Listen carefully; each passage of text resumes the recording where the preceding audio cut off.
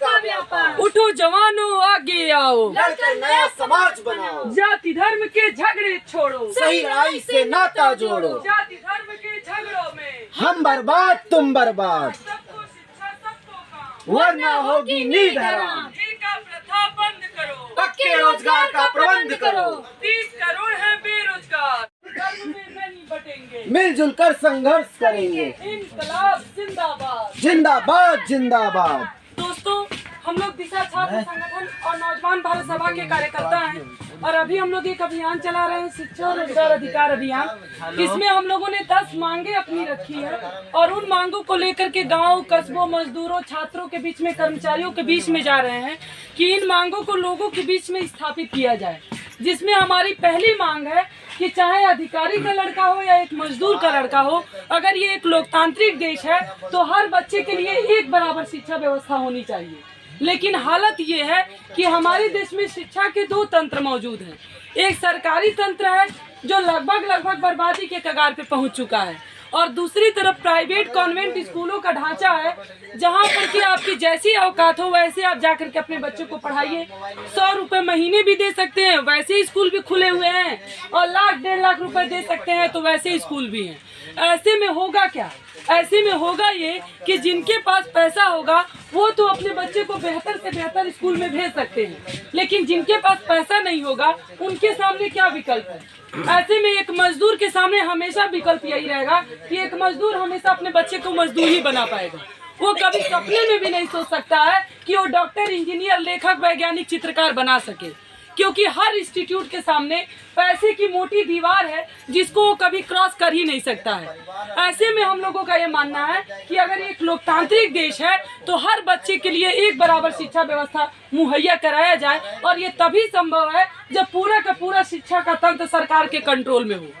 दूसरी बात हमारी रोजगार को लेकर के है कि रोजगार को भी मौलिक अधिकार में शामिल किया जाए।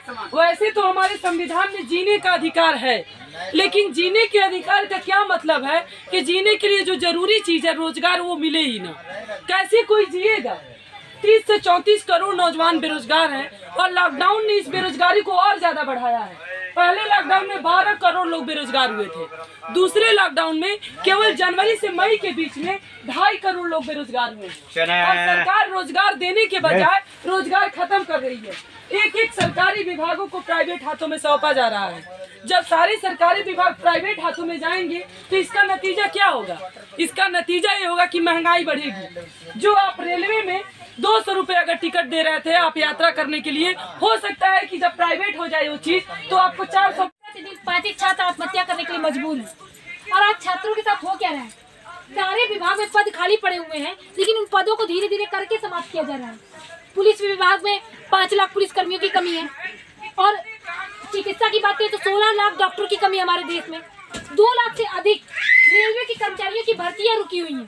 तो जब अगर केवल सरकारी विभागों में जो पद खाली पड़े हुए हैं उन्हीं को भर दिया जाए तो लाख छात्रों को चुटकी में रोजगार दिया जा सकता है। लेकिन किसी भी नेता मंत्री के एजेंडे में वो सारी चीजें आती नहीं है। नेताओं के एजेंडे में क्या आता है? अभी ट्रेन उत्तर प्रदेश के देवरिया से गुजर रही है। आप लोग ट्रेनों में प्रचार प्रसार किस उद्देश्य से कर रहे हैं, क्या मकसद है? हम लोग दिशा छात्र संगठन के कार्यकर्ता हैं और अभी हम लोग एक शिक्षा रोजगार अधिकार अभियान चला रहे हैं जिसमें हम लोगों की 10 मांगे हैं, और उसमें हमारी पहली ही मांग ये है कि अगर ये एक लोकतांत्रिक देश है तो एक अधिकारी का लड़का हो या एक मजदूर का लड़का हो, सबके लिए एक बराबर शिक्षा की व्यवस्था होनी चाहिए। लेकिन हमारे देश में ऐसा है नहीं। जिसके पास जैसा पैसा है वो अपने बच्चों को वैसे पैसा। इस उद्देश्य के लिए आप लोगों ने ट्रेन को क्यों चुना? इसके लिए स्कूल, कॉलेज मेन सोर्स है। हम लोग केवल ट्रेन में नहीं जाते हैं।